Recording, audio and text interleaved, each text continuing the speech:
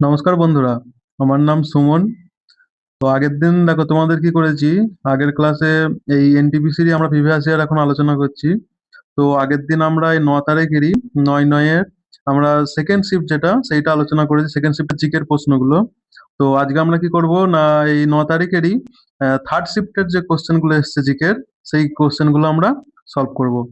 ঠিক আছে, তো চলো এক এক করে দেখে নিয়ে যাক কোশ্চেনগুলো। দেখো আমরা যেইভাবে প্রিপারেশন করছি, এই যে প্রত্যেকটা প্রিভিয়াস ইয়ারের এই যে কোশ্চেন অ্যান্সার এগুলো আমরা করছি, এই প্রত্যেকটা কোশ্চেনের রিলেটেড যেসব আরো কোশ্চেন হতে পারে সেইগুলো সম্বন্ধে আমরা আলোচনা করছি। এইগুলো করার ফলে কি হবে না, ধীরে ধীরে তোমাদের যখন অনেকগুলো সেট এরকম ভাবে কমপ্লিট হয়ে যাবে না, তারপর দেখবে তোমাদের প্রিপারেশন কতটা বুস্ট হয়ে গেছে। এটা আমি এমনি বলছি না, আমি আমার নিজের এক্সপিরিয়েন্স থেকে বলছি। আমার পরীক্ষাতে, গ্রুপ ডি পরীক্ষাতে রেলের, ঠিক আছে, 85 সামথিং মার্কস এসেছিল। তো প্রথমে আমার 65, 65 এইরকম নাম্বার আসতো টেস্ট সিরিজ যেগুলো দিতাম। তারপরে এরকম ভাবে অ্যানালাইজ করে করে পড়তে যখন শুরু করলাম, তারপর থেকে প্রায় আমার লাস্টের দিকে প্র্যাকটিস সেটে ওই রকমই 80, 85, কোনো কোনোটাতে 90 এরকম ভাবে নাম্বার আসতো। তো এক্সামও সেরকম হয়েছে। তোমরা এরকম ভাবে করো, খুব সুবিধা হবে। ঠিক আছে, তো চলো শুরু করা যাক। প্রথম প্রশ্নটা কি বলেছে দেখো। না, প্রথম প্রশ্নটা বলেছে, what was the extremist method two resist British policies apart from agitation and boycott. মানে বলছে যে আন্দোলন এবং বয়কট ছাড়া ব্রিটিশ নীতির বিরুদ্ধে লড়াই করার জন্য চরমপন্থীদের পদ্ধতি কি ছিল। চরমপন্থীদের পদ্ধতি কি ছিল? ঠিক আছে, না নিষ্ক্রিয় প্রতিরোধ, সাংস্কৃতিক আত্মীকরণ, সংসদে আবেদন করা, না সশস্ত্র বিদ্রোহ করা। তো কি বলেছে না, ব্রিটিশ নীতির বিরোধিতা করার জন্য, যেমন হচ্ছে বাল গঙ্গাধর তিলক, লালা লাজপত রায় এবং বিপিন চন্দ্র পালের মতন চরমপন্থী নেতারা নিষ্ক্রিয় প্রতিরোধ একটি মূল পদ্ধতি ব্যবহার করেছিল। এখানে দেখো দেখতে হবে দুটো জিনিস, একটা হচ্ছে চরমপন্থী আর একটা হচ্ছে নরমপন্থী। ঠিক আছে, তো এই নরমপন্থীদের মধ্যে এখানে আমার জিজ্ঞাসা করেছে কি, চরমপন্থীদের কি হয়ে যাবে না, নিষ্ক্রিয় প্রতিরোধ। তাহলে আমাদের অ্যান্সার কি হয়ে যাবে না, অপশন ওয়ান, নিষ্ক্রিয় প্রতিরোধ হয়ে যাবে। এবার দেখে নি চলো। বলছি এর মধ্যে ছিল, এবার এই নিষ্ক্রিয় যে প্রতিরোধ ছিল, এর মধ্যে কি ছিল? এর মধ্যে ছিল অহিংস আন্দোলন, অসহযোগ আন্দোলন। ঠিক আছে, যার মধ্যে রয়েছে ব্রিটিশ পণ্য, প্রতিষ্ঠান মধ্যে স্কুল, আদালত, সরকারি চাকরি এইগুলো বর্জন করা, এই পরিষেবাগুলো বর্জন করা, স্বনির্ভর হওয়া। ঠিক আছে, এবং স্বদেশী জিনিস ব্যবহার করা, স্বদেশী শিল্পের প্রচার এবং ব্রিটিশ নিয়ন্ত্রণ থেকে স্বাধীন জাতীয় শিক্ষার পক্ষে সমর্থন করা। এটার গোল কি ছিল? নিষ্ক্রিয় প্রতিরোধের লক্ষ্য ছিল কি, সহি সহিংসতার আশ্রয় না নিয়ে ভারতে ব্রিটিশ প্রশাসনকে কঠিন, যদি সম্ভব না হয় করা যায়, ব্রিটিশ প্রশাসনের বা স্বরাজ দাবি মেনে নিতে বাধ্য করা। মানে যে স্বরাজ বা যে সেলফ রুল, এই যে দাবিটা, এটা মেনে নেওয়ার জন্য বাধ্য করার জন্য এইগুলো করা হতো। ঠিক আছে, এবার বলছি কি, apart from agitation and boycott, আন্দোলন এবং বয়কট ছাড়াও মধ্যপন্থীদের বা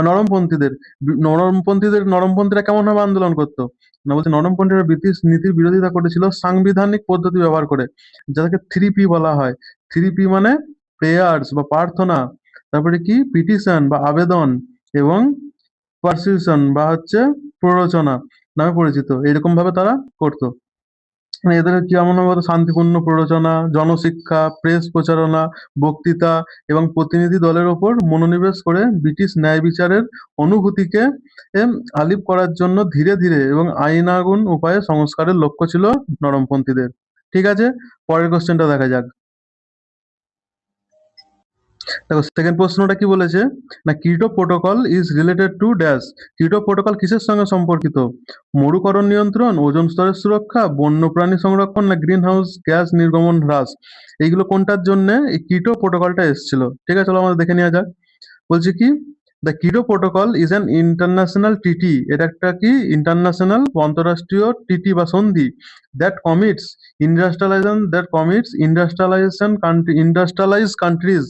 industrialised countries to limit and reduce their emission of 6 specific greenhouse gases. মানে কিটো প্রোটোকল হলো একটি আন্তর্জাতিক চুক্তি যা শিল্পোন্নত দেশগুলিকে 6টি নির্দিষ্ট গ্রিন হাউস গ্যাস নির্গমনে সীমিত হ্রাস করার প্রতিশ্রুতি দেয়। ঠিক আছে, তাহলে আমাদের এখানে কি হয়ে যাবে, অ্যান্সার হয়ে যাবে কি, কিটো প্রোটোকল রিলেটেড টু, কিটো প্রোটোকল কিসের সঙ্গে সম্পর্কিত, না অ্যান্সার হয়ে যাবে option four, green house gas নির্গমন হ্রাস। ঠিক আছে, এবার এই 6টি গ্রিন হাউস গ্যাস কি কি? ছয়টি গ্রিন হাউস গ্যাস হলো কি আমাদের carbon dioxide, methane, nitrous oxide, hydrofluorocarbon এবং পারফ্লুরোকার্বন এবং সালফার হেক্সাক্লোরাইড। অন্যান্য উল্লেখযোগ্য গ্রিন হাউস গ্যাসের মধ্যে রয়েছে জলীয় বাষ্প এবং ওজোন, এইগুলোও রয়েছে। ঠিক আছে, এগুলো কি করে না এই গ্যাসগুলি পৃথিবীর বায়ুমণ্ডলে তাপ আটকে রাখে এবং জলবায়ু পরিবর্তনের সাথে জড়িত। The primary goal is to combat global warming and climate change based on the scientific conscious that human cause GHG emission are major drive to the problem. প্রাথমিক লক্ষ্য ছিল কি বিশ্ব উষ্ণায়ন এবং জলবায়ু পরিবর্তনের বিরুদ্ধে লড়াই করা। মানে কিটো প্রোটোকলের প্রাথমিক লক্ষ্য কি ছিল না বিশ্ব উষ্ণায়ন এবং জলবায়ু পরিবর্তনের বিরুদ্ধে লড়াই করা, যা বৈজ্ঞানিক ঐক্যমতের উপর ভিত্তি করে তৈরি, যে মানব সৃষ্টি জিএইচজি গ্রিন হাউস গ্যাসেস নির্গমন সমস্যার একটি প্রধান কারণ। ঠিক আছে, protection of ozone layer is objective to different international agreement. আচ্ছা, ওজোন লেয়ারের যে ক্ষতি সেইটাকে রক্ষা করা, ওজোন স্তরের সুরক্ষা করা, এটা একটি ভিন্ন আন্তর্জাতিক চুক্তি। এবং কিটো প্রোটোকল কিসের সঙ্গে রিলেটেড না কিটো প্রোটোকল আমার রিলেটেড এই যে গ্রিন হাউস গ্যাস গুলো আছে ছটা, এইগুলোর এমিশন কম করার জন্য কিটো প্রোটোকল। আর হচ্ছে আমার ওজোন স্তরের যে ক্ষতি হচ্ছে প্রোটেকশন, ওজোন স্তরটাকে প্রোটেকশন করার জন্য কি এসেছিল না ওজোন স্তরকে হ্রাসকে পদার্থ বলতে মন্ট্রিয়াল প্রোটোকল তাহলে কিসের সঙ্গে রিলেটেড? মন্ট্রিয়াল প্রোটোকল রিলেটেড আমার হচ্ছে এই যে সরি, এই যে তোমার হচ্ছে ওজোন লেয়ার আছে সেইটাকে ওজোন লেয়ারের সুরক্ষা করার জন্য এসেছিল মন্ট্রিয়াল প্রোটোকল। ঠিক আছে, এটা কত সালে হয়েছিল না 1987 সালে। ঠিক আছে, পরের কোশ্চেন দেখা যাক। দেখো থার্ড প্রশ্নটা আমাদের কি বলেছে না which of the following is an example of secondary memory. তো সেকেন্ডারি মেমোরির উদাহরণ কি? RAM, ROM, cache memory, hard disk, কোনটা আমাদের অ্যান্সার হবে? ঠিক আছে, তো প্রথমে আমরা জেনে নিই। ঠিক আছে, প্রাইমারি মেমোরি বা হচ্ছে সেকেন্ডারি মেমোরি বলেছে, তো দু রকম মেমোরি, একটা হচ্ছে প্রাইমারি মেমোরি আর একটা হচ্ছে সেকেন্ডারি মেমোরি। তো আমরা প্রথমে জেনে নেবো কি প্রাইমারি মেমোরি কি আর সেকেন্ডারি মেমোরি কি। ঠিক আছে, দেখো বলছে প্রাইমারি মেমোরি কি না প্রাইমারি মেমোরি প্রধান মেমোরি কার্যকারিতা, এটা কি holds data and instruction in the CPU needs right now for active processing। এটা কি সক্রিয় প্রক্রিয়াকরণের জন্য সিপিইউর প্রয়োজনীয় ডেটা এবং নির্দেশাবলী ধরে রাখে। কে ধরে রাখে না প্রাইমারি মেমোরি। আর এর গতি স্পিড কেমন হয়? ভেরি ফাস্ট হয় বা খুব দ্রুত হয়। ভোলাটিলিটি মানে ভুলে যাওয়া।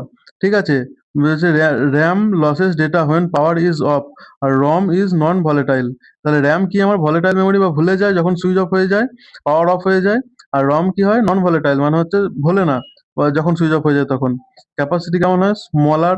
আর প্রাইমারি মেমোরির ক্যাপাসিটি কেমন? স্মলার হয়, কস্ট হয়, মোর এক্সপেন্সিভ পার জিবি, এগুলো অনেক বেশি ব্যয়বহুল হয়। উদাহরণ কি প্রাইমারি মেমোরির উদাহরণ আমার কি র্যাম, র্যাম ফুল ফর্ম কি random access memory, ROM read only memory, cache memory, এইগুলো আমার কি প্রাইমারি মেমোরির উদাহরণ।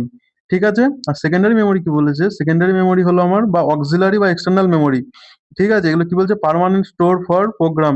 এইগুলো কি এর মধ্যে কোনো প্রোগ্রাম পার্মানেন্টলি স্টোর করা যায়, ফাইল স্টোর করা হয় এন্ড লার্জ ডেটা সেটের মধ্যে স্টোর করে রাখা হয়। ঠিক আছে, এটা স্পিড কেমন হয়? স্লোয়ার দেন প্রাইমারি মেমোরি। সেকেন্ডারি যে মেমোরি গুলো হয় তার স্পিড কেমন হয় না স্লোয়ার দেন প্রাইমারি মেমোরি। ভোলাটিলিটি মানে হচ্ছে ভুলে যাওয়ার ক্ষমতা। এটা কি নন ভোলাটাইল, এগুলো ভোলে না। মানে যদি কোনো একটা প্রোগ্রাম ধরো চালাচ্ছ তুমি কম্পিউটারে, তো কম্পিউটার কারেন্ট চলে গেল তো বন্ধ হয়ে গেল, তো সেই সময় যে তুমি কাজটা করছিলে যখন আবার অন করবে কম্পিউটার, তখন সেই ডেটাটা সেরকম ভাবেই থাকবে সেকেন্ডারি মেমোরিতে। ঠিক আছে, এর ক্যাপাসিটি কেমন হয়? লার্জ হয়। ঠিক আছে, জিবি টিবিতে টেরাবাইটের ক্যাপাসিটি হয়। কস্ট হচ্ছে কি চিপার পার জিবি, এগুলো অনেক সস্তা হয়। আর এর এক্সাম্পল কি না hard disk drive, HDD, solid state drive SDD, USB drive, optional disk CD DVD, এইগুলো সেকেন্ডারি। তাহলে আমাকে এখানে কি বলেছে না which of the following is an example of secondary memory. তাহলে সেকেন্ডারি মেমোরির উদাহরণ কি হয়ে যাবে? র্যাম, রম, ক্যাশ মেমোরি না হার্ড ডিস্ক। তাহলে আমার অ্যান্সার কি হয়ে যাবে না আমার অ্যান্সার হয়ে যাবে হার্ড ডিস্ক। তাহলে আমার অপশন 4 হার্ড ডিস্ক আমার হয়ে যাবে অ্যান্সার। আর র্যাম, রম, ক্যাশ মেমোরি এইগুলো কি? এইগুলো হচ্ছে আমার প্রাইমারি মেমোরি।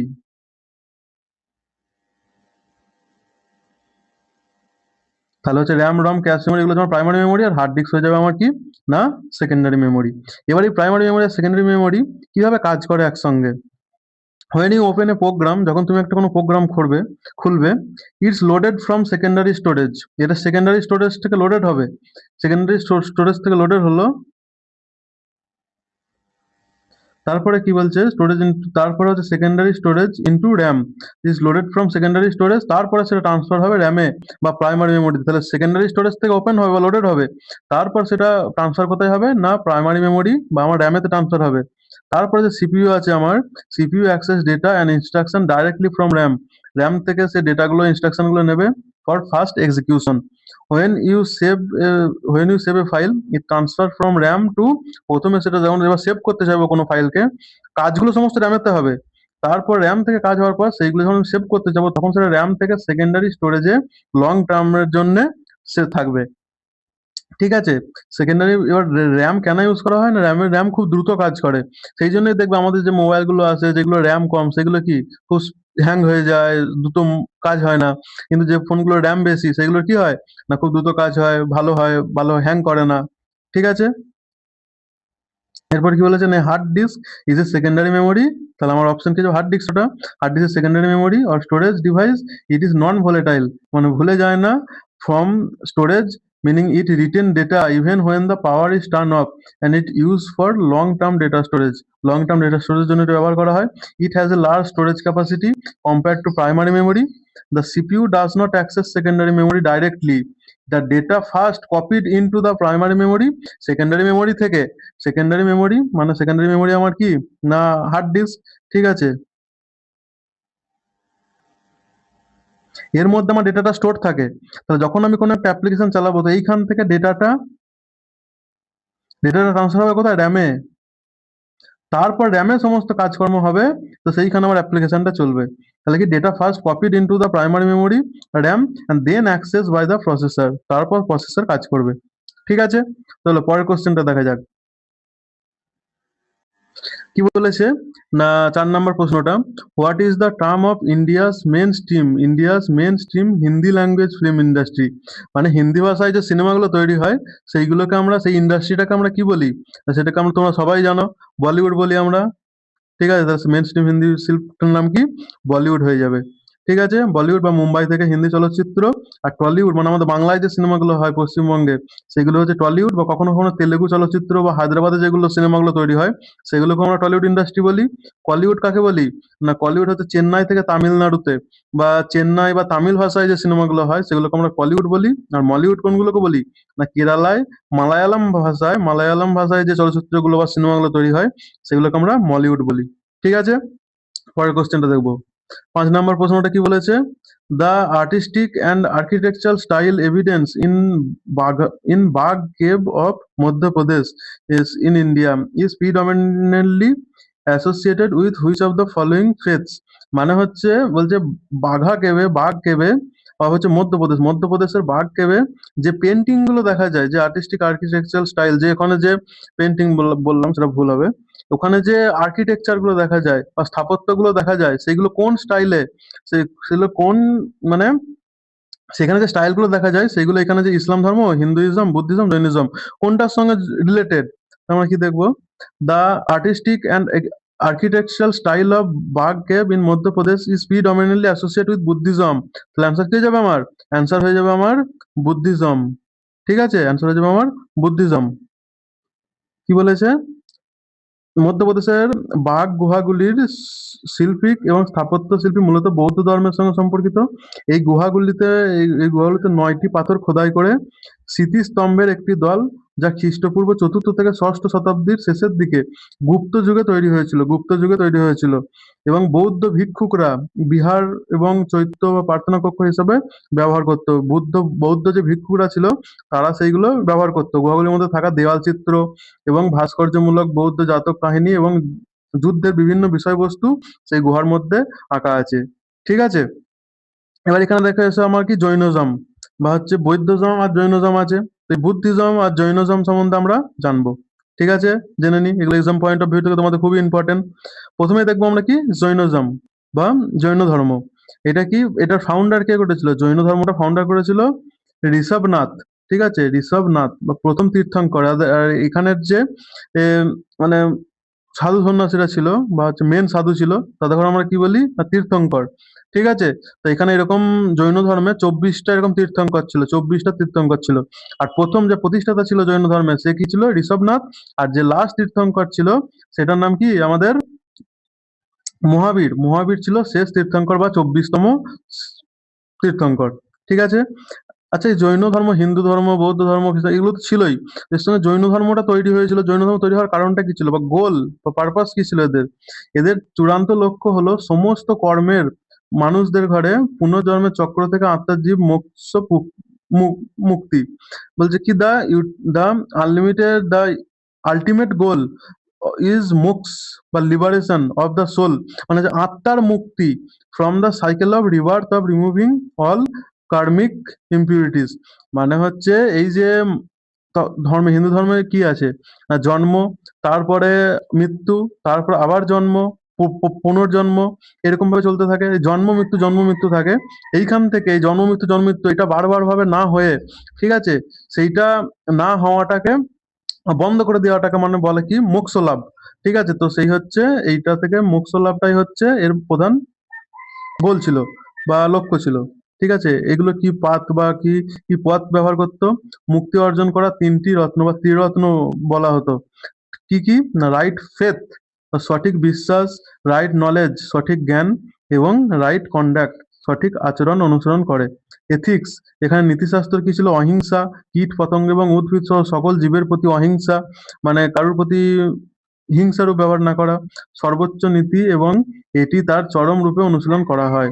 ঠিক আছে? এ তপস্যা কিভাবে করা হয়? না, জৈন ধর্ম কর্মত্যাগের জন্য চরম তপস্যা এবং আত্মক্ষতির জীবনকে সমর্থন করে। এর গ্রন্থ কি কি? জৈন ধর্মের সঙ্গে কি কি গ্রন্থ রিলেটেড? না, পবিত্র গ্রন্থগুলি আগম নামে পরিচিত, আগমস নামে পরিচিত, আর রিটেন মেনলি ইন প্রকৃত। কোন ল্যাঙ্গুয়েজে লেখা হয়েছে? না, প্রকৃত ল্যাঙ্গুয়েজে লেখা হয়েছে। অ্যান্ড কি? অর্ধ মগধী ভাষায়, অর্ধ মগধী এবং প্রকৃতি ভাষায় লেখা হয়েছে। এরা আত্মার বিশ্বাস করত। জৈনরা সকল জীব ও জড় বস্তুর মধ্যে বিদ্যমান একটি শাশ্বত স্বতন্ত্র আত্মার বিশ্বাস করত। মানে জৈন ধর্মরা কি বিশ্বাস করত? না, প্রত্যেকটা জড় বস্তু বা জীবিত বস্তু সবার মধ্যেই আত্মা আছে, সেইটা বিশ্বাস করতো জৈন ধর্মরা। এবার বৌদ্ধ ধর্ম দেখে নেবো। বৌদ্ধ ধর্মের ফাউন্ডার কে? বুদ্ধ ধর্ম প্রতিষ্ঠাতা হলেন সিদ্ধার্থ বা গৌতম বুদ্ধ, যিনি বিহারের বোধ গয়ায় জ্ঞান লাভের পর বুদ্ধ বা আলোকিত হয়েছিল, এনলাইটেড হয়েছিল। ঠিক আছে? আচ্ছা, বুদ্ধিজমের গোল কি? না, ultimate goal is to attain nirvana বা এনলাইটমেন্ট বা ফ্রিডম ফ্রম সাফারিং, সমস্ত দুঃখ কষ্ট থেকে মুক্তি পাওয়া, এইটাই বা জ্ঞান লাভ এবং দুঃখ কষ্ট থেকে মুক্তি পাওয়া ছিল বৌদ্ধ ধর্মের মেন লক্ষ্য। ঠিক আছে? এ কি পথ অবলম্বন করতো? 4টি এদের পথ ছিল, বা হচ্ছে যে লিবারেশন অফ অ্যাচিভমেন্ট হচ্ছে পথ, eight fold path. Eight fold path ছিল। আচ্ছা, এইট ফোল্ড পরীক্ষা কখনো কখনো প্রশ্ন, এইট ফোল্ড পাথ কোন ধর্মের সঙ্গে রিলেটেড? এইট ফোল্ড পাথ কার সঙ্গে রিলেটেড? না, বুদ্ধিজমের সঙ্গে। ঠিক আছে? Who avoid extremes and luxury and seven asceticism, মানে হচ্ছে চরমতা এড়িয়ে চলা, অনুসরণ করে মুক্তি অর্জন করা, যা বিলাসিতা এবং কঠোর তপস্যার চরমতা এড়িয়ে চলে। এথিক্স এর নীতিশাস্ত্র কি ছিল? এটি করুণা এবং অক্ষতি করার উপরে জোর দেয়, তবে অহিংসা নিয়মগুলি জৈন ধর্মের তুলনায় কম কঠোর। আচ্ছা, অহিংসা মানে কি? মানে কোনো গাছপালাকে ক্ষতি করা যাবে না, কোনো জীবকে মারা যাবে না, এগুলো যেমন জৈন ধর্মের সঙ্গে লেট ছিল এইগুলো। মানে আমার বৌদ্ধ ধর্মও ছিল, কিন্তু এতটা কঠোর ভাবে ছিল না। ঠিক আছে? তপস্যা কি বলতো? বুদ্ধ মধ্যপদ বা মধ্যম মার্গ, মিডিল ওয়ে বা মধ্য মার্গ, এই যে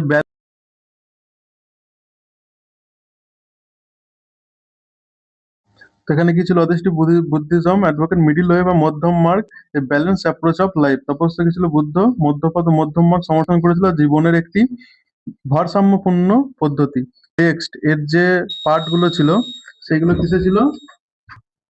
না, পবিত্র গ্রন্থ হলো ত্রিপিটক। ত্রিপিটক কিসের সঙ্গে রিলেটেড? তাহলে ত্রিপিটক হচ্ছে বুদ্ধিজমের সঙ্গে রিলেটেড। এর হচ্ছে তিনটে ত্রিপিটক, মানে হচ্ছে তিনটে থ্রি ঝুড়ি বা থ্রি বাস্কেট। এগুলো কি কি ছিল? বিনয় পিটকা, সত্য পিটকা, অভিধান কি? অভিধর্ম, অভিধর্ম পিটক।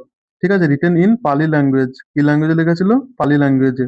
আর এরা কি বিশ্বাস করতো? Believe in soul. Buddhism denies বলছে বুদ্ধিজম স্থায়ী শাশ্বত আত্মা বা ধারণাকে অস্বীকার করে, পরিবর্তনে অনাথ ও আত্মা মতবাদের প্রস্তাব করে। ঠিক আছে? এই যে ত্রিপিটক আছে, এইগুলো সম্বন্ধে আমরা পরবর্তী যে ক্লাসগুলো আছে আমি অ্যানালিস করছি এখন, তো তার মধ্যে ওইগুলো আছে, এই ত্রিপিটক সম্বন্ধে ডিটেলস সেখানে আলোচনা করা আছে। ঠিক আছে? তো তোমরা এই ভিডিওগুলো লেকচারগুলো কন্টিনিউ দেখতে থাকো। ঠিক আছে? পরের কোশ্চেন দেখবো। দেখো 6 নম্বর কোশ্চেনটা কি বলেছে না, what is the nature of the concurrent list in the Indian constitution? ভারতীয় সংবিধানে কনকারেন্ট লিস্টে এর নেচার কি ছিল? ঠিক আছে, তো দেখো তিনটে সংবিধান আমার তিনটে লিস্ট সম্বন্ধে বলা হয়েছে, একটা হচ্ছে স্টেট লিস্ট, একটা হচ্ছে সেন্ট্রাল লিস্ট আর একটা হচ্ছে কনকারেন্ট লিস্ট। স্টেট লিস্ট যেটা, সেটার মধ্যে রাজ্যগুলো তাদের মানে রেগুলেশন রুলস এবং সেগুলো কন্ট্রোল করবে। আচ্ছা, সেন্ট্রাল লিস্টের মধ্যে যেগুলো কেন্দ্র সরকার, সেগুলোর মধ্যে সংবিধান, সেগুলোর মধ্যে আইন তৈরি করবে বা এগুলো করবে, কন্ট্রোল করবে। আর কনকারেন্ট লিস্ট যেগুলো, সেগুলোতে কি না, রাজ্য এবং কেন্দ্র দুজনাই উভয়ই এর মধ্যে কোনো আইন বা কোনো কিছু রেগুলেশন সেগুলোর মধ্যে দুজনা মিলেই করবে। ঠিক আছে, তো এর মধ্যে কি বলেছে, এইগুলো কনকারেন্ট লিস্টের নেচার কি ছিল বা প্রকৃতি, এগুলোর প্রকৃতি কেমন ধরনের? ঠিক আছে, শুধুমাত্র রাজ্যগুলির জন্য না, সেগুলো হচ্ছে স্টেট লিস্ট। শুধুমাত্র ইউনিয়নের জন্য না, সেটা হচ্ছে ইউনিয়ন লিস্ট বা হচ্ছে সেন্ট্রালের লিস্ট। কেন্দ্র এবং রাজ্য উভয়ই উভয়ই আইন প্রণয়ন করতে পারে, আইন তৈরি করতে পারে। হ্যাঁ, এটা হচ্ছে আমাদের রাইট অ্যান্সার হয়ে যাবে। তাহলে রাইট অ্যান্সার আমাদের কি, option 3, both the centre and the state can লেজিসলেট। ঠিক আছে, এবার এগুলো সম্বন্ধে আমরা জেনে নেবো একটু। কি বলেছে না, দ্য কনকারেন্ট লিস্ট বা list 3 is the seventh schedule of the India constitution. আমাদের কনস্টিটিউশনের সেভেন্থ শিডিউলের মধ্যে এই লিস্টগুলো সম্বন্ধে বলা হয়েছে। ঠিক আছে, বলছে included subject on which both central বা union government and the state government can makes law. State government বা সেন্ট্রাল গভর্নমেন্ট উভয়ই কি এটার নিয়ম তৈরি করতে পারে। This system promotes cooperative federalism by allowing for uniform access to the country on matter when it desirable, while also providing flexibility for state to address their specific needs। মানে ভারতীয় সংবিধানের সপ্তম তফসিলের সমকালীন তালিকা 3-তে এমন বিষয় অন্তর্ভুক্ত রয়েছে যেগুলির উপর কেন্দ্রীয় সরকার এবং রাজ্য সরকার উভয় আইন প্রণয়ন করতে পারে। এই ব্যবস্থাটি দেশ জুড়ে যেখানে ইচ্ছে সেখানে অভিন্নতা বজায় রেখে সহযোগিতামূলক ফেডারেলিজমকে উৎসাহিত করে। একই সাথে রাজ্যগুলিকে তাদের নির্দিষ্ট চাহিদা পূরণের জন্য নমনীয়তা প্রদান করে। ঠিক আছে, এই যে কনকারেন্ট লিস্ট আছে, এগুলো কি ফিচার্স গুলো আমরা দেখে নেবো। কি ফিচার্স কি না, শেয়ার লেজিসলেটিভ পাওয়ার, বোথ বলছে both parliament and state legislature can enact law on 52 subjects in concurrent list. তাহলে কনকারেন্ট লিস্টে আমাদের কতগুলো সাবজেক্ট আছে না, কনকারেন্ট লিস্টে আমাদের 52টা সাবজেক্ট আছে। এইগুলো কি সংসদ, আমাদের ভারতীয় সংসদ এবং রাজ্য আইনসভা উভয় এই তালিকার 52টি বিষয়ে আইন তৈরি করতে পারে। ঠিক আছে, এরপরে কি বলছে, প্রিন্সিপাল অফ রেগুলেন্সি, বলছে কি প্রিন্সিপাল অফ, কি এটা, রিফিউয়েন্সি, বলছে in case of conflict between a central law and a state law. আচ্ছা, এই যে 52টা সাবজেক্ট আছে, এই 52টা সাবজেক্টের মধ্যে কোনো একটা সাবজেক্টে ল তৈরি করছে, সেখানে যদি কনফ্লিক্ট হয় সেন্টার আর স্টেটের মধ্যে, তাহলে কি বলছে, the central law generally prevails is supreme. আচ্ছা, তাহলে কি সেন্ট্রাল যে ল বানিয়েছে সেইটাই ফোর্স হবে, as specific in article 254 of the constitution. বিরোধিতার নীতি, এই বিষয়ে কেন্দ্রীয় আইন এবং রাজ্য আইনের মধ্যে দ্বন্দ্বের ক্ষেত্রে, মানে কেন্দ্র সরকারের যে নিয়ম আর রাজ্য সরকারের যে নিয়ম তার মধ্যে যদি দ্বন্দ্ব হয় বা ওই সাবজেক্টটাতে, তাহলে কি হবে না, কেন্দ্রীয় আইন সাধারণভাবে প্রাধান্য পায়, যেমন সংবিধানের 254 অনুচ্ছেদে উল্লেখ করা হয়েছে। ঠিক আছে, খুব ইম্পর্টেন্ট এটা। এরপরে কি বলছে, বরড কনসেপ্ট, এই যে লিস্ট গুলো রয়েছে, স্টেট লিস্ট, ইউনিয়ন লিস্ট আর কনকারেন্ট লিস্ট, এই লিস্ট গুলো কোথা থেকে আমাদের নেওয়া হয়েছে সংবিধানে? The idea of the concurrent list was borrowed from the Australian constitution. এটা কোথা থেকে নেওয়া হয়েছে না, অস্ট্রেলিয়ার কনস্টিটিউশন থেকে। অ্যামেন্ডমেন্ট বা এগুলোর মধ্যে সংশোধন কিভাবে করা যাবে, বলছে মূলত তালিকাটি 47টি বিষয় ছিল, এর মধ্যে প্রথমে যখন শুরু করা হয় তখন 47টি বিষয় ছিল। 1976 সালের 42তম সংশোধন, খুব ইম্পর্টেন্ট এইটা। এই 42তম সংবিধান সংশোধনী আইন রাজ্য তালিকা থেকে শিক্ষা এবং বন সহ 5টি বিষয়কে সমকালীন তালিকায় স্থানান্তরিত করে। ঠিক আছে, এ বলছে এর মধ্যে যে ইম্পর্টেন্ট লিস্ট গুলো রয়েছে, যে 52টা যে লিস্ট রয়েছে, এর মধ্যে সাবজেক্ট রয়েছে, তার মধ্যে মেন গুলো কি, যেগুলো সেন্টার এবং স্টেট উভয়ই নিয়ম বানাতে পারবে, সেগুলো কি, তোমার education, forest, criminal law and procedure, marriage and divorce, adoption, adoption and succession, trade union. ঠিক আছে, ওয়েট অ্যান্ড মেজারমেন্ট, তারপর protection of wild animals and birds, administration of justice, economic and social planning. এগুলো হচ্ছে কি main. বাকি total 52টা subject আছে। ঠিক আছে, তো পরের কোশ্চেনটা দেখবো। দেখো পরের কোশ্চেনটা কি বলেছে না, what was the major aim of India's 1991 economic forum, মানে 1991 সালে ভারতের যে অর্থনৈতিক সংস্কার হয়েছিল সেটার প্রধান লক্ষ্য কি ছিল? To reduce taxes on luxury good, বিলাসবহুল পণ্যের ওপর কর কমানো, না ভারতের অর্থনৈতিক স্থিতিশীল করা, সকল কোম্পানি জাতীয়করণ করা, না সরকারি নিয়ন্ত্রণ বৃদ্ধি করা? ঠিক আছে, আমরা প্রথমে দেখে নিই তারপর আনসার করব। কি বলছে, overview of the 1991 economic reforms. কি হয়েছিল না, 1991 সালে ভারত একটি বড় ধরনের পরিশোধের ভারসাম্য সংকটের মুখোমুখি হয়েছিল। ঠিক কি, faced a major balance of payments crisis in 1991 with foreign exchange reserve significant for only about 2 weeks of import. মানে আমাদের কি, যে ফরেন এক্সচেঞ্জ ছিল, ফরেন এক্সচেঞ্জের রিজার্ভ যে থাকে টাকাটা, সেটা কি একদমই কম হয়ে গেছিল, যেটা 2 সপ্তাহ মতো চলতো। হাই ইনফ্লেশন বেড়ে গিয়েছিল, ঠিক আছে, মুদ্রাস্ফীতি বেড়ে গিয়েছিল, বিশাল রাজস্ব ঘাটতি ছিল। প্রধানমন্ত্রী সেই সময়, তৎকালীন প্রধানমন্ত্রী কে ছিল? Minister V P Narasimha Rao and finance minister doctor Manmohan Singh initiated the new economic policy also known as the liberalisation, privatisation and globalisation বা এলপিজি মডেল। তাহলে এলপিজি মডেলটা কি? এলপিজি মডেল হচ্ছে লিবারাইজেশন, প্রাইভেটাইজেশন অ্যান্ড গ্লোবালাইজেশন। এইগুলো নিউ ইকোনমিক পলিসিতে নিয়ে আসা হয়েছিল। কে নিয়ে এসেছিল না, তৎকালীন প্রধানমন্ত্রী পিভি নরসিংহ রাও এবং ফিনান্স মিনিস্টার বা অর্থমন্ত্রী doctor Manmohan Singh. Reforms address to this crisis.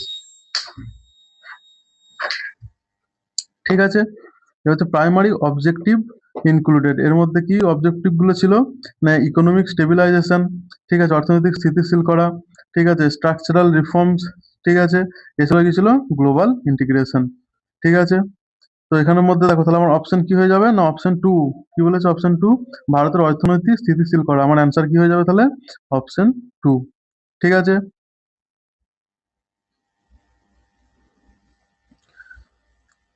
কি বলেছে, অপশন 1, 3 and 4 আর incorrect because the reforms focus on the, রিফর্মসটা কি ফোকাস কি ছিল? Reducing government control not increasing it, গভর্নমেন্টের কন্ট্রোল কমাতে চেয়েছিল সব জিনিসে। Encouraging privatisation not neutralisation, and implementing broad macro economics change rather than just reduce taxes on luxury good. তো অপশন টু অ্যান্সার হয়ে যাবে। ঠিক আছে, পরের কোশ্চেনটা দেখা যাক। দেখো কি বলেছে, which type of municipality is formed for a transitional area under article 243 Q of the Indian constitution. ভারতীয় সংবিধানের 243 কিউ অনুচ্ছেদের অধীনে কোন ধরনের পৌরসভা একটি ক্রান্তিকালীন এলাকার জন্য গঠিত হয়? ঠিক আছে, তো এটা অ্যান্সার হয়ে যাবে কি, দেখা যাক কি বলছে, under article 243 Q of the Indian constitution a nagar panchayat or town council by whatever name called in defined state is constituted for a transitional area. Transitional area means an area that is in the process of changing from rural to an urban area. This type of municipality is designed to manage the civic affairs and facilities that urban development such governing areas, growing areas. ঠিক আছে, তাহলে আমার answer কি হয়ে যাবে? এটা নগর পঞ্চায়েত। আমার answer কি হয়ে যাবে? নগর পঞ্চায়েত বা টাউন পঞ্চায়েত। ঠিক আছে, তাহলে কোন ধরনের ট্রানজিশনাল এরিয়া কি ধরনের হবে না, টাউন পঞ্চায়েত। ঠিক আছে, এবার পঞ্চায়েত সম্বন্ধে আমরা জেনে নেবো। Panchayati Raj is India's system of rural local self-government established to decentralize power, powerকে decentralize করার জন্য and promote grassroots democracy, grassroots democracy স্থাপন করার জন্য এই পঞ্চায়েতি রাজ আনা হয়েছিল। ঠিক আছে, তারপরে কি বলছে, it was granted constitutional status by 73rd amendment act. 1992 যে 73rd কনস্টিটিউশনাল অ্যামেন্ডমেন্ট হয়েছিল তার মাধ্যমে পঞ্চায়েত রাজকে আনা হয়েছিল। সেই জন্য কি হয়, এপ্রিল 24, 1993 এই দিনটাকে ন্যাশনাল পঞ্চায়েতি রাজ ডে হিসাবে সেলিব্রেট করা হয়। The system operates on the 3 tyre structure. এটা এই সিস্টেমটা সেটা 3 টায়ার, 3টে ধাপে করা হয়, পরিচালনা করা হয়। একটা কি, গ্রাম পঞ্চায়েত বা ভিলেজ লেভেল, একটা হচ্ছে পঞ্চায়েত সমিতি ব্লক লেভেল, একটা জেলা পরিষদ যেটা হচ্ছে ডিস্ট্রিক্ট লেভেলে। ঠিক আছে, the Gram Sabha consisting of all adult members. Gram Sabha থেকে adult member registers as voters is the foundational and permanent unit of Panchayati Raj system. এবার হচ্ছে Rajasthan was the first state to implement the Panchayati Raj system in 1959. তাহলে হচ্ছে পঞ্চায়েতি রাজ প্রথম কোথায় এসেছিল, কোন রাজ্যে শুরু হয়েছিল না, রাজস্থান। খুব ইম্পর্টেন্ট প্রশ্ন। Rajasthan was the first state to implement the Panchayati Raj system in 1959. আর হচ্ছে কি Balwant Rai Mehta is recognized as the father of the Panchayati Raj institution. তাহলে পঞ্চায়েতি রাজ ইনস্টিটিউশনের ফাদার কে? না Balwant Rai Mehta, for recommending the three tier structure. এই থ্রি টায়ার স্ট্রাকচারটা কে recommend করেছিল? না বলবন্ত রায় মেহতা। ঠিক আছে। The 73rd Amendment Act added Part 9 and 11th Schedule to the Constitution that later listing 29 subject under panchayat preview. তাহলে হচ্ছে পঞ্চায়েতের মধ্যে কতগুলো সাবজেক্ট আছে? না 29 সাবজেক্ট আছে। A person must be at least 21 years old to contest a panchayat election. তাহলে পঞ্চায়েত ইলেকশনে লড়ার জন্য একজনের মিনিমাম কত এজ হতে হবে? না 21 বছর বয়স হতে হবে। ঠিক আছে।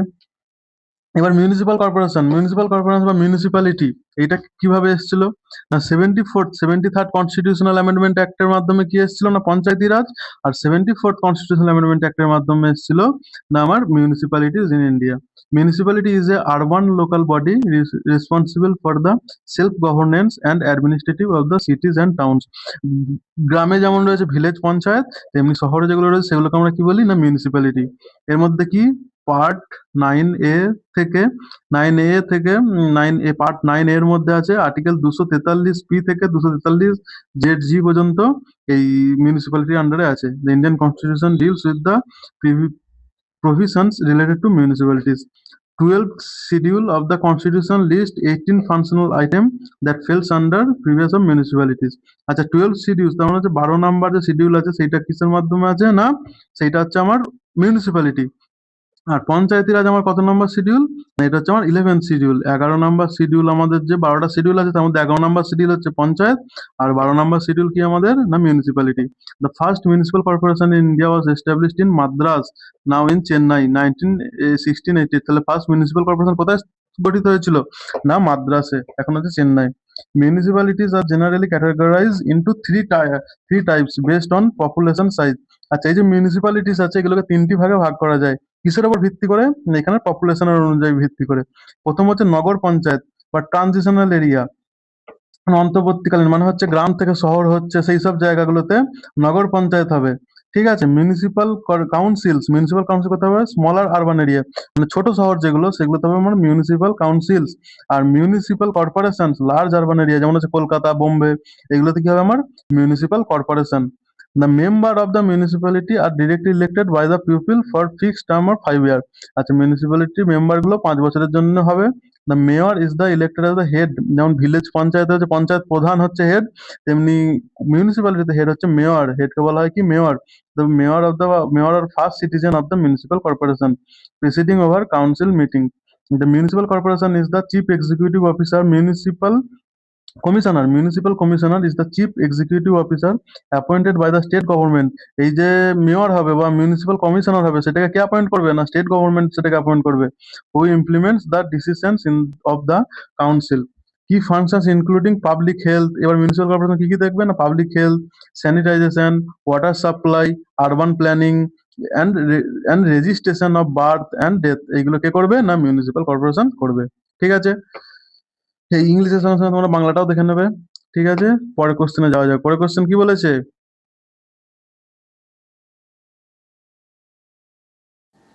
দেখো 9 নম্বর প্রশ্নটা কি বলেছে? Which of the following options explains the variation in temperature between coastal and interior parts of India. মানে ভারতীয় উপকূল এবং অভ্যন্তরীণ অংশের মধ্যে তাপমাত্রার তারতম্য ব্যাখ্যা করে নিচের কোন বিষয়টি? অ্যালটিটিউড উচ্চতা, বা কন্টিনিউটি মহাদেশীয়তা, না প্রেসার বেল্ট, না ল্যাটিটিউড। এখানে আমার অপশন কি হয়ে যাবে? না কন্টিনিউটি, কি কন্টিনেন্টালিটি বা মহাদেশীয়তা। ঠিক আছে। কি করে এবার দেখো, the variety in temperature between coastal and interior parts of India is primarily explained by the continentally, which refers to the distance from sea, মানে সমুদ্র থেকে কতটা দূরে অবস্থিত সেইটার উপর ডিপেন্ড করে। The main reasons for this is the difference in the specific heat of the capacity. কি করে? Difference land and water. ঠিক আছে। the main reasons for this is the difference in the specific heat capacity of the land and water. কারণ হচ্ছে specific hit capacity মানে specific capacity ল্যান্ডের মানে ভূমির এবং জলের আলাদা আলাদা, সেই জন্য এই টেম্পারেচার ডিফারেন্সটা হয়। ঠিক আছে। কি বলছে কোস্টাল এরিয়াস মানে হচ্ছে সমুদ্রের তীরবর্তী বা উপকূলীয় অঞ্চলগুলি, যেমন হচ্ছে মুম্বাই, চেন্নাই, এক্সপিরিয়েন্স মডারেট হচ্ছে কি moderating and maritime influence from the sea because water heats up and cools down more slowly than land. মানে হচ্ছে কি বলেছে, সমুদ্রের মাঝারি বা সামুদ্রিক প্রভাব অনুভব করে, কারণ হচ্ছে জল ভূমির তুলনায় ধীরে ধীরে উত্তপ্ত হয় এবং শীতল হয়। এর ফলে বার্ষিক এবং দৈনিক দিনরাত তাপমাত্রার পরিসর কম থাকে।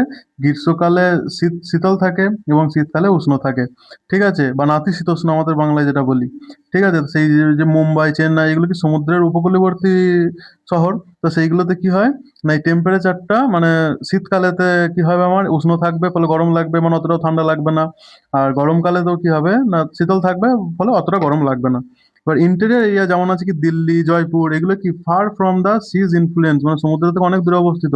The land heats up quickly, জমি তাড়াতাড়ি উষ্ণ হয়ে যায়, ফলে গরম বেশি লাগে in summer, and leading to very high temperature, and cools down quickly, এবং ঠান্ডা হয়ে যায় তাড়াতাড়ি in winter, resulting in significant low temperature. এই জন্য তাড়াতাড়ি ঠান্ডা হয়ে যাওয়ার ফলে কি হয়, রাতে এখানে তাপমাত্রা খুব কম হয়। This leads to extreme weather condition and high annual temperature range. ঠিক আছে, পরের প্রশ্ন দেখব। পরের প্রশ্ন কি বলেছে, the primary purpose of the cache memory is to, cache মেমোরির প্রাথমিক উদ্দেশ্য কি হবে, প্রাথমিক উদ্দেশ্য হবে increase the speed of the data retrieval. ঠিক আছে, কি হয়ে যাবে, the primary purpose of the cache memory is to improve system performance by providing faster access to frequently used data and instruction for the CPU, which reduces the time of the CPU spent waiting for data from slower main memory।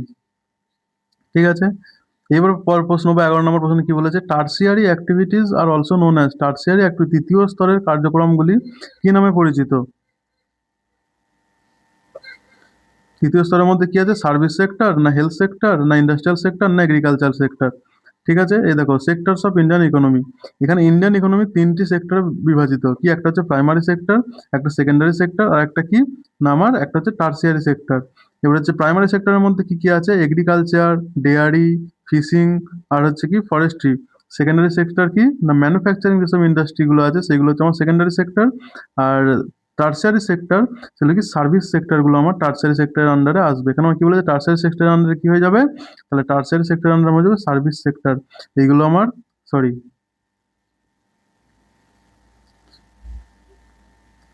তাহলে কি tertiary সেক্টরের আন্ডারে আমার কি কি হয়ে যাবে না সার্ভিস সেক্টর। ঠিক আছে, এগুলো পড়ে নেবে তোমরা, প্রাইমারি সেক্টরে কি আছে, সেকেন্ডারি সেক্টরে কি আছে। পরের প্রশ্ন কি বলছে না, হুইচ আর্টিকেল, 12 নম্বর প্রশ্ন বলছে, which article gives the president of India power to grant pardon or retrieves, মানে হচ্ছে কোন অনুচ্ছেদে ভারতের রাষ্ট্রপতিকে ক্ষমা এবং বিলম্ব মঞ্জুর করার ক্ষমতা দেওয়া হয়েছে। ঠিক আছে, কি হয়ে যাবে আর্টিকেল 72। আর্টিকেল 72 অনুযায়ী কি আমাদের রাষ্ট্রপতি কাউকে কারোর সাজা মঞ্জুর করে দিতে পারে, বা কারোর মৃত্যুদণ্ড থাকলেও সেটা ডিলে করতে পারে। এগুলো কে করতে পারে না আমাদের রাষ্ট্রপতি। কোন কোন আর্টিকেল অনুযায়ী না আর্টিকেল 72 অনুযায়ী। আর্টিকেল 72 কি বলেছে দেখা নেওয়া যাক। Article 72, as the article of the Indian Constitution, explicitly grant the President the power to issue pardon on এগুলো করে। ভারতীয় সংবিধান অনুযায়ী 72 অনুসারে স্পষ্টভাবে রাষ্ট্রপতিকে মৃত্যুদণ্ড এবং কোর্ট মার্শাল অপরাধ সহ বিভিন্ন ক্ষেত্রে ক্ষমা, অবকাশ ও যে সাজা কমানোর ক্ষমতা প্রদান করে, যদিও এটি মন্ত্রিপরিষদের পরামর্শে প্রয়োগ করা হয়, মন্ত্রিপরিষদের পরামর্শ নিয়ে করা হয়। আর্টিকেল 74 কি বলেছে, deals with the council of minister to aid and advise the president. Article 74 কি বলেছে, রাষ্ট্রপতিকে সহায়তা এবং পরামর্শ দেওয়ার জন্য মন্ত্রিপরিষদের সঙ্গে চুক্তি করা। আর্টিকেল 75 প্রধানমন্ত্রী এবং অন্যান্য মন্ত্রীদের সঙ্গে নিয়োগের সম্পর্কিত। আর্টিকেল 76 ভারতের অ্যাটর্নি জেনারেলের সঙ্গে চুক্তি করা, ভারতের অ্যাটর্নি জেনারেল আর্টিকেল 76। ঠিক আছে, পরের প্রশ্ন দেখব, কোশ্চেন নাম্বার 13। 13 নম্বর প্রশ্ন কি বলেছে না, on which of the following state of India Sirajuddaulah, Mir Jafar and Mir Qasim rule in 18th century, মানে 18 নম্বর সেঞ্চুরিতে এই যে মীর জাফর, সিরাজউদ্দৌলা, মীর কাসিম এরা কোথাকার রাজত্ব করেছিল, এরা বেঙ্গলের রাজা ছিল। ঠিক আছে, যা এই যে সিরাজউদ্দৌলাকে হারিয়েই ইংরেজরা ভারতে শাসন শুরু করে। ঠিকই, দ্য রিজিয়ন কি বলছে, সিরাজউদ্দৌলা মির্জাফর এবং মীর কাসিম সকলেই 18 শতকের ঐতিহাসিক বাংলা অঞ্চলের ধারাবাহিক নবাব ছিলেন। ঠিক আছে, বাংলা, বিহার এবং উড়িষ্যা বর্তমান উড়িষ্যার অন্তর্ভুক্ত ছিল। তারপরে কি বলেছে, না তাদের রাজত্বকাল ছিল মুঘল সাম্রাজ্যের পতন। তাদের রাজত্বকাল কোন সময় ছিল, না মুঘল সাম্রাজ্যের পতন এবং ব্রিটিশ ইস্ট ইন্ডিয়া কোম্পানির উত্থানের একটি গুরুত্বপূর্ণ সময়। বিশেষ করে পলাশির যুদ্ধ 1757 সালে হয়েছিল এবং বক্সারের যুদ্ধ 1768 সালে হয়েছিল। যুদ্ধের মাধ্যমে যা অবশেষে এই অঞ্চল এবং পরবর্তীকালীন ভারতে বিশাল অংশে ব্রিটিশ আধিপত্য বিস্তার করে। ব্যাটল অফ পলাশি খুব ইম্পর্টেন্ট যুদ্ধ একটা। ফাউটন কত সালে, কখন লড়েছিল এই যুদ্ধটা, না 23 জুন 1757 সালে। Was decisive victory of the British East India Company over the Nawab of Bengal and his French allies, making the beginning of the British colonial rule in India. 1757 সালে 23 জুন সংঘটিত পলাশির যুদ্ধ ছিল বাংলার নবাব এবং তার ফরাসি মিত্রদের ওপর ব্রিটিশ ইস্ট ইন্ডিয়া কোম্পানির এক নির্ণায়ক বিজয়, যা ভারতে ব্রিটিশ ও ঔপনিবেশিক শাসনের সূচনা করে। দ্য ইংলিশ জেনারেল, সেই সময় পলাশি যুদ্ধের সময় ইংলিশ জেনারেল কে ছিল, ব্রিটিশ ইস্ট ইন্ডিয়া কোম্পানির viceroy of the battle Robert Clive এই সময় 17 পলাশি যুদ্ধের সময় ইংরেজদের ইস্ট ইন্ডিয়া কোম্পানির সেই সময় জেনারেল ছিল। ঠিক আছে, ব্যাটেল অফ বক্সার কখন হয়েছিল, ব্যাটেল অফ বক্সার হচ্ছে ডিসিসিভ মিলিটারি এনগেজমেন্ট। এই বক্সার যুদ্ধ ছিল 1764 সালে 22 অক্টোবর। ব্রিটিশ ইস্ট ইন্ডিয়া কোম্পানির বাহিনী এবং ভারতীয় শাসকদের সম্মিলিত সেনাবাহিনীর মধ্যে সংঘটিত একটি নির্ণায়ক সামরিক লড়াই। এই যুদ্ধে ব্রিটিশরা বাংলা, বিহার এবং উড়িষ্যা প্রদেশের উপর তাদের নিয়ন্ত্রণমূলক দৃঢ় করে, যা ভারতীয় উপমহাদেশ জুড়ে তাদের চূড়ান্ত আধিপত্য স্থাপন করে। ঠিক আছে, সেই সময় ব্রিটিশ কমান্ডার কে ছিল, major Hector Munro British commander ছিল। ইন্ডিয়ান কমান্ডার কে ছিল, ইন্ডিয়ান কমান্ডার ছিল মীর কাসিম। ঠিক আছে, deposit nawab of Bengal Sirajuddaulah, nawab of Awadh and Mughal. ঠিক আছে, and Shah Alam two Mughal emperor. এই সময় এই যে বক্সারের যুদ্ধের পরে কি টিটি হয়েছিল, টিটি অফ এলাহাবাদ 1765, খুব ইম্পর্টেন্ট। ঠিক আছে, এটা TT of Allahabad. Establish of dual government, এরপরে কি হয়, না Robert Clive introduce dual government বা দ্বৈত সরকার বা দুরকম সরকার। দ্বৈত সরকার প্রতিষ্ঠা কে করে, রবার্ট ক্লাইভ বাংলায় দ্বৈত শাসনের ব্যবস্থা চালু করেছিল, যেখানে কোম্পানি দিওয়ানি বা রাজস্ব সংগ্রহ এবং নিজামত বা পুলিশ এবং বিচার বিভাগীয় প্রশাসন সম্পন্ন করত, কার্য সম্পাদন করত, যেখানে নবাব কেবল আনুষ্ঠানিক কর্তৃত্ব বজায় রেখেছিল। এই ব্যবস্থা কোম্পানির প্রশাসনকে সরকারি দায়িত্ব ছাড়াই বাংলার সম্পদ নিয়ন্ত্রণ করতে দিত। ঠিক আছে, পরের প্রশ্ন দেখব। 14 নম্বর প্রশ্ন আমার কি বলেছে, না in India how many sessions of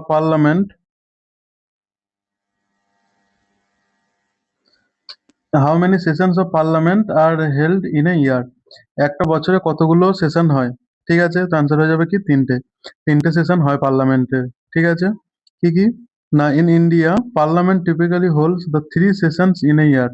একটা হচ্ছে বাজেট সেশন, এটা হচ্ছে ফেব্রুয়ারি থেকে মে মাসের মধ্যে হয়। একটা হয় মনসুন সেশন, যেটা জুলাই থেকে সেপ্টেম্বরে হয়। আর একটা হয় উইন্টার সেশন, একটা হচ্ছে নভেম্বর থেকে ডিসেম্বরে হয়।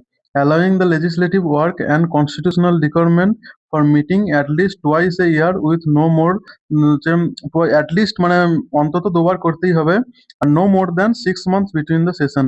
আর একটা সেশনের মধ্যখানে 6 মান্থ বা 6 মাসের বেশি গ্যাপ পাওয়া যাবে না। ঠিক আছে, এবার তিনটে কি কি, না প্রথম হচ্ছে বাজেট সেশন। এইটা হচ্ছে কি, না long session start with the presidents address. এটা কি হয়, বাজেট অধিবেশন, দীর্ঘ অধিবেশন। এটা সবচেয়ে দীর্ঘতম অধিবেশন কোনটা, না বাজেট অধিবেশন। এটা রাষ্ট্রপতির ভাষণ দিয়ে শুরু হয় এবং সাধারণত ফেব্রুয়ারি থেকে মে পর্যন্ত চলে, প্রায়শই দুটি ভাগে বিভক্ত। ঠিক আছে, এবার হচ্ছে কি মনসুন সেশন, এটা held from July to September, focusing on public interest matter. এটাতে কি হয়, জনস্বার্থের বিষয়গুলিতে মনোনিবেশ করা হয়। আর একটা উইন্টার সেশন, এটা হচ্ছে সব থেকে শর্টেস্ট সেশন। তাহলে সবচেয়ে লংগেস্ট সেশন কি, বাজেট সেশন। আর শর্টেস্ট সেশন কি, না winter session, held in November December to clear pending legislative business. এতে কি হয়, না মুলতবি বা আইনগত কার্যক্রমের নিষ্পত্তির জন্য নভেম্বর ডিসেম্বরে অনুষ্ঠিত হয়। ঠিক আছে, এটার মেন অবজেক্টিভ গুলো কি কি, এবার পার্লামেন্ট সম্বন্ধে আমরা জানবো। কি বলছে, পার্লামেন্ট কি, কম্পোজিশন গঠন কি হয়, গঠন বা সংসদের গঠন কি হয়, রাষ্ট্রপতি প্লাস লোকসভা প্লাস রাজ্যসভা। তাহলে রাষ্ট্রপতি প্লাস লোকসভা প্লাস রাজ্যসভা মিলিয়ে কি হয় আমাদের সংসদ। আর আমাদের সংসদ কেমন হয়, না বাইক্যামেরাল বা দ্বিকক্ষ বিশিষ্ট, দুটি কক্ষ রয়েছে, একটা হচ্ছে লোকসভা নিম্নকক্ষ আর একটা হচ্ছে রাজ্যসভা বা উচ্চকক্ষ। প্রেসিডেন্ট রোল, এখানে প্রেসিডেন্টের রোল কি, প্রেসিডেন্ট হচ্ছে an integral part of the parliament. অ্যাপয়েন্টস PM, নমিনেটস 12 Rajya Sabha member. প্রেসিডেন্টের কাজ কি, এই পিএম বা প্রধানমন্ত্রীকে নির্বাচন করে এবং নমিনেট বারোটা রাজ্যসভা মেম্বারকে নমিনেট করে কে? প্রেসিডেন্ট। রাজ্যসভার চেয়ারম্যান কি হয় না? Vice president is the x official chairman of Rajya Sabha. উপরাষ্ট্রপতি হলেন রাজ্যসভার পদাধিকার বলে চেয়ারম্যান। ঠিক আছে। Cabinet responsibility is collectively responsible to Lok Sabha. তাহলে মন্ত্রিসভার দায়িত্ব কি? না মন্ত্রিসভা সম্মিলিতভাবে লোকসভার কাছে দায়ী। মানি বিল, এখানে মানি বিল কি? না can organize only in Lok Sabha. Article ১১০ কি বলেছে?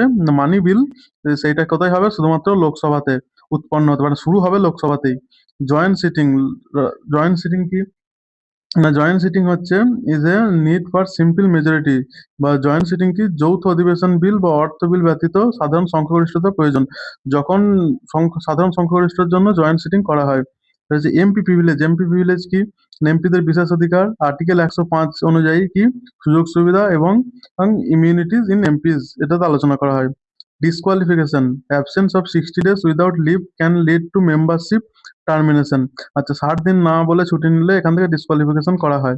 আর হচ্ছে all India service, parliament has the power to create them. All India যে সার্ভিস গুলো হয় সেগুলো পার্লামেন্ট তৈরি করে। আর কত নম্বর ধারা অনুযায়ী? না আর্টিকেল ৩১২ অনুযায়ী। Citizenship, parliament sets to condition for citizenship, মানে সংসদ নাগরিকত্বের জন্য শর্ত নির্ধারণ করে। Anglo Indian, president can nominate 2 members if if under preparation in Lok Sabha. লোকসভায় প্রতিনিধিত্ব কম থাকলে রাষ্ট্রপতি 2জন সদস্য মনোনীত করতে পারে অ্যাংলো ইন্ডিয়ান। ঠিক আছে, পরের কোশ্চেনটা দেখবো। দেখো 15 নম্বর প্রশ্ন কি বলেছে না, who among the following Delhi sultans control the price of food, horse, তারপর কি ফোয়েনিস, cattle and slaves, clothes and fruits and articles for domestic consumption and personal use.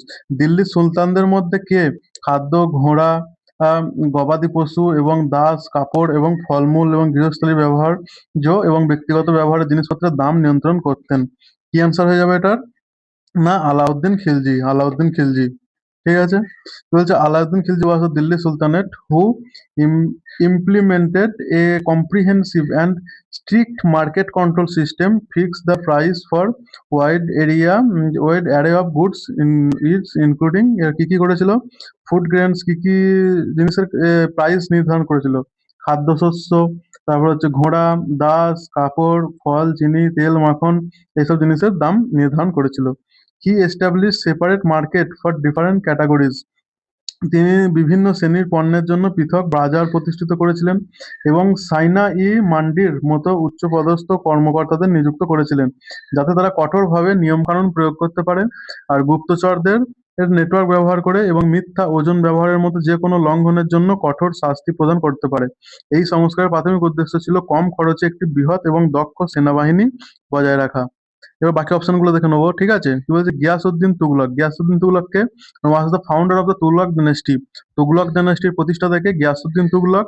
And focus on restoring order and consolidating the empire after Khiljis. ঠিক আছে। তারপর হচ্ছে গিয়াসউদ্দিন বলবান ছিলেন Mamluk রাজবংশের একজন শক্তিশালী শাসক, যিনি তার রক্ত ও লৌহ নীতি, ঠিক আছে, যে রক্ত ও লৌহ নীতি কি ব্লাড অ্যান্ড আয়রন পলিসি নীতি, আইন শৃঙ্খলা প্রতিষ্ঠা এবং রাজতন্ত্রের মর্যাদা বৃদ্ধির জন্য পরিচিত ছিলেন। তার শাসন ছিল কেন্দ্রীয় কর্তৃত্ব এবং সামরিক শক্তির উপর দৃষ্টি নিবদ্ধ করে। খিরিজ খান কে ছিল? খিরিজ Khan was the founder of the Sayyid dynasty. Sayyid রাজবংশের প্রতিষ্ঠাতা কে ছিল? খিরিজ খান। তার শাসনকাল তুলনামূলকভাবে সংক্ষিপ্ত ছিল এবং মূলত অভ্যন্তরীণ চ্যালেঞ্জ এবং বহিরাগত হুমকির মধ্যে তার কর্তৃত্ব ও প্রতিষ্ঠার উপর দৃষ্টি নিবদ্ধ করে। 16 নম্বর প্রশ্ন কি বলেছে? Which of the following mass movement occurs when saturated soil and debris flow down a slope during heavy rainfall? ভারী বৃষ্টিপাতের সময় যখন স্যাচুরেটেড মাটি এবং ধ্বংসাবশেষের ঢাল বেয়ে প্রবাহিত হয়, তখন নিম্নলিখিত কোন ভর চলাচল ঘটে? ঠিক আছে, এটা কি বলবো? না মাড ফ্লো। অ্যান্সার হয়ে যাবে কি? না মাড ফ্লো বা কাদা প্রবাহ। A mud flow is a rapid type of mass movement that occurs when a mass of soil and debris becomes through saturated with water, usually during heavy or prolonged rainfall. মানে যে কাদা প্রবাহ বা কাদা ধস হলো এক ধরনের দ্রুত ভর চলাচল যা ঘটে যখন মাটি এবং ধ্বংসাবশেষের একটি অংশ জলে সম্পূর্ণভাবে পরিপূর্ণ হয়ে যায়, সাধারণত ভারী বা দীর্ঘ বৃষ্টিপাতের সময়, এবং ঢাল বেয়ে স্নিগ্ধ তরল বা স্লারি হিসেবে প্রবাহিত হয়।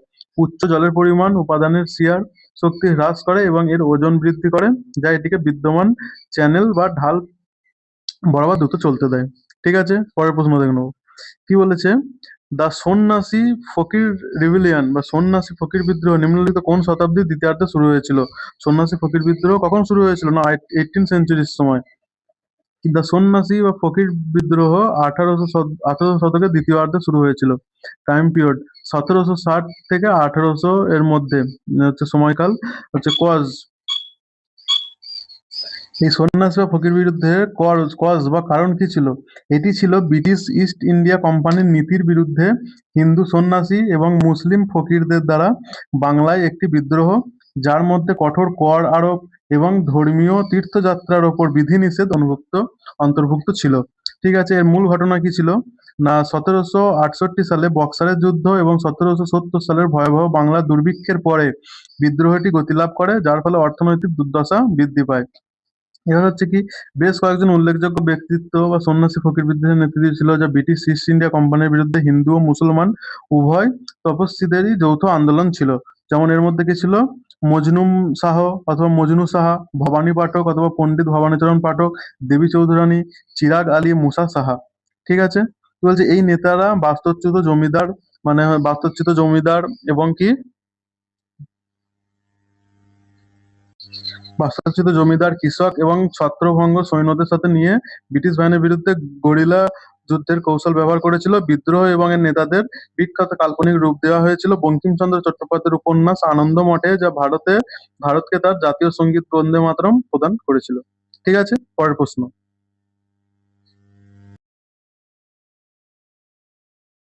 18 নম্বর প্রশ্ন কি বলছে? না, which of the following duties were added by the constitution 686 amendment act? ঠিক আছে, 86তম সংসদীয় সংশোধনে কি হয়েছিল? না দেখে নেবো। The constitution 86 amendment act 2002 instead a new clause article 51A K into the list of fundamental duties in the Indian constitution. ঠিক আছে, তাহলে কি 2002 সালের সংবিধান 86তম সংশোধনে আইন ভারতীয় সংবিধানের মৌলিক কর্তব্যের তালিকা 51 কে নামে একটি নতুন ধারা যুক্ত করে। এই ধারাটি 6 থেকে 14 বছর বয়সী তাদের সন্তান বা প্রবেশিকাকে শিক্ষার সুযোগ প্রদান করে, একজন পিতামাতার বা অভিভাবকের মৌলিক কর্তব্য করে তোলে। না কি করে ফান্ডামেন্টাল ডিউটিতে নিউ ক্লজ যুক্ত করে? না 51A, এটা কি করে? This clause makes a fundamental duty of a parent or guardian to provide opportunities for education to their child or ward between the age of 6 and 14 years।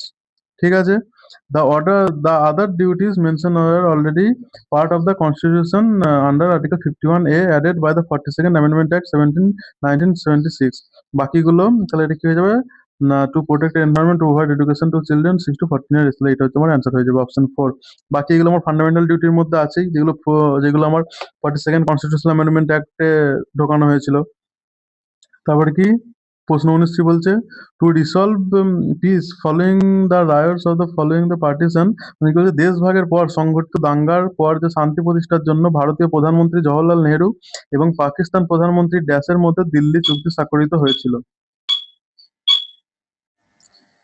কি বলেছে? না, দেশভাগের পর সংঘটিত দাঙ্গার পর শান্তি প্রতিষ্ঠার জন্য ভারতের প্রধানমন্ত্রী জওহরলাল নেহেরু এবং পাকিস্তান প্রধানমন্ত্রী ড্যাশের মধ্যে দিল্লি চুক্তি স্বাক্ষরিত হয়েছিল। তাহলে দিল্লি চুক্তি কাদের মধ্যে স্বাক্ষরিত হয়েছিল? না, দিল্লি প্যাক্ট বা দিল্লি চুক্তি জওহরলাল নেহেরু এবং পাকিস্তান প্রাইম মিনিস্টার লিয়াকত আলী খানের মধ্যে 8ই এপ্রিল 1950 সালে এটি করা হয়। ঠিক আছে, আর তারপরে প্রশ্ন কি বলেছে? Why are tribal settlements usually located in remote and forest areas in India? মানে কেন উপজাতি বসতিগুলি সাধারণভাবে ভারতের প্রত্যন্ত এবং বনাঞ্চলে অবস্থিত? উপজাতিগুলো কেন ভারতের প্রত্যন্ত এবং বনাঞ্চলে অবস্থিত হয়? ঠিক আছে, কি বলছে? The tribal communities in India have a deep historical and symbolic relationship with forest ecosystem. They traditionally inhabit remote and forested area because this environment provides the essential natural resource for them to survive and traditional livelihood। ভারতের উপজাতি সম্প্রদায়ের মধ্যে কি ঘন বাস্তুতন্ত্রের সাথে গভীর ঐতিহাসিক এবং সহাবস্থানীয় সম্পর্ক রয়েছে। তারা ঐতিহ্যগতভাবে প্রত্যন্ত এবং বনাঞ্চলে বাস করে, কারণ এই পরিবেশ তাদের বেঁচে থাকার এবং ঐতিহ্যবাহী জীবিকার জন্য প্রয়োজনীয় কি প্রাকৃতিক সম্পদ সরবরাহ করে। ঠিক আছে, তাহলে অ্যান্সার কি হয়ে যাবে আমার এখানে? Because they are not allowed to enter cities, এটা হবে না। তাহলে কি হচ্ছে? Because the forest provide natural resource to the livelihood, এটাই অ্যান্সার হয়ে যাবে আমার। ঠিক আছে, কি হচ্ছে? লাইভলিহুড ফরেস্ট আর সিম্পলি জীবিকা। যে বন হলো খাদ্যের প্রাথমিক উৎস, ফল, শিকড়, কন্দ, শিকার, জল, জ্বালানি এবং আশ্রয় ও সরঞ্জামের জন্য উপযুক্ত। ঠিক আছে, এছাড়া কি হয়? অর্থনৈতিক কার্যকলাপ, বৈদেশিক কার্য যেমন ক্ষুদ্র বনজ সম্পদ সংগ্রহ, মধু রজন, ঔষধি গাছ, ক্ষুদ্র কৃষি, স্থানান্তরিত চাষ সহ শিকার, মাছ ধরা, এগুলো সবই বনের মধ্যেই হয়। ঠিক আছে, কালচারাল সংস্কৃতি এবং পরিচয়, অনেক উপজাতি বনের সাথে দৃঢ় সাংস্কৃতিক এবং আধ্যাত্মিক সম্পর্ক রয়েছে, তারা এটিকে তাদের জীবনযাত্রা এবং পরিচয়ের পবিত্র এবং অবিচ্ছেদ্য অংশ হিসাবে দেখে। এই সংযোগ তাদের এই অঞ্চলে বসবাস এবং রক্ষা করতে উৎসাহিত করে। ঠিক আছে, 21 নম্বর প্রশ্ন কি বলেছে? What type of rocks mainly compose the peninsular plateau of India? ভারতের উপদ্বীপীয় মালভূমিতে প্রধানত কোন ধরনের শিলা থাকে? The peninsular plateau of India is an ancient and stable landmass primarily composite of, কি বলেছে? ভারতীয় উপদ্বীপীয় মালভূমি একটি প্রাচীন এবং স্থিতিশীল ভূমি যা মূলত গ্রানাইট এবং নিসের মতন পুরনো স্ফটিক, আগ্নেয় এবং রূপান্তরিত শিলার একটি শক্ত ব্লক দিয়ে গঠিত হয়। এই প্রাচীন ভূতাত্ত্বিক গঠনকে গন্ডোয়ানা মহাদেশ ভাঙন এবং প্রবাহের ফলে তৈরি, যা এটিকে পৃথিবীর প্রাচীনতম ভূমি রূপগুলির মধ্যে একটি গড়ে তুলেছে। তাহলে কি হয়ে যাবে? এটা অ্যান্সার হয়ে যাবে, এটার অ্যান্সার হয়ে যাবে না পুরাতন স্ফটিক, আগ্নেয়শিলা এবং রূপান্তরিত শিলা নিয়ে গঠিত। অপশন 3 অ্যান্সার হয়ে যাবে। ঠিক আছে, পরের প্রশ্ন বা আমাদের লাস্ট প্রশ্ন কি বলছে? When did John Dalton publish his atomic theory that holds the all element are made up of tiny individual particle? John Dalton কখন তার পারমাণবিক তত্ত্ব প্রকাশ করেন যা বলে যে সমস্ত উপাদানই ক্ষুদ্র অবিভাজ্য কণা দ্বারা গঠিত? এটা কত সালে প্রকাশ করেন? না 1808 সালে জন ডাল্টন প্রকাশ করেন। ঠিক আছে, জন 1803 সাল থেকে 1808 সালের মধ্যে তার পারমাণবিক তত্ত্ব প্রকাশ করেন, যেখানে তিনি প্রস্তাব করেন যে সমস্ত পদার্থ ক্ষুদ্র অবিভাজ্য কণা দ্বারা গঠিত, যাকে পরমাণু বলা হয়, যা পদার্থের ক্ষুদ্রতম একক এবং এটাকে তৈরি করা যায় না, ধ্বংস করা যায় না। তাহলে কি পরমাণু কি? না পদার্থের ক্ষুদ্রতম একক, যেটাকে তৈরি করা যায় না, ধ্বংস করা যায় না। ঠিক আছে, কিছু কি পয়েন্ট দেখে নেবো। প্রাথমিকভাবে 1803 সালে প্রস্তাবের পরে 1808 সালে তার a new system of chemical philosophy বইটিতে বিস্তারিতভাবে এটা প্রকাশ করা হয়। এটার মেন আইডিয়াটা কোথা থেকে আসে? না সমস্ত পদার্থ পরমাণু নামক ক্ষুদ্র কণা দিয়ে তৈরি, এটা থেকে। অ্যাটমস আর ইনডিভিজিবল, অ্যাটমকে ভাঙা যায় না। ক্যান নট ক্রিয়েট, তৈরিও করা যায় না, আর ডিস্ট্রয়, ধ্বংস করা যায় না। All atoms of the same element, মানে সেম এলিমেন্টের, অল অ্যাটমস, সমস্ত অ্যাটমগুলো একটা এলিমেন্টের same, but atoms of different element are different. ঠিক আছে, হচ্ছে একই উপাদানের সমস্ত পরমাণু একই, তবে বিভিন্ন উপাদানের পরমাণু ভিন্ন। This theory led the foundation of the modern chemistry, এই তত্ত্বটি আধুনিক রসায়নের ভিত্তি স্থাপন করে। ঠিক আছে, আর আমাদের কোশ্চেন নেই, এখানেই শেষ। তো ঠিক আছে, চলো পরের ভিডিওতে আবার দেখা হবে, পরের ক্লাসে অন্য একটা শিফট নিয়ে আলোচনা করব। ঠিক আছে, থ্যাংক ইউ।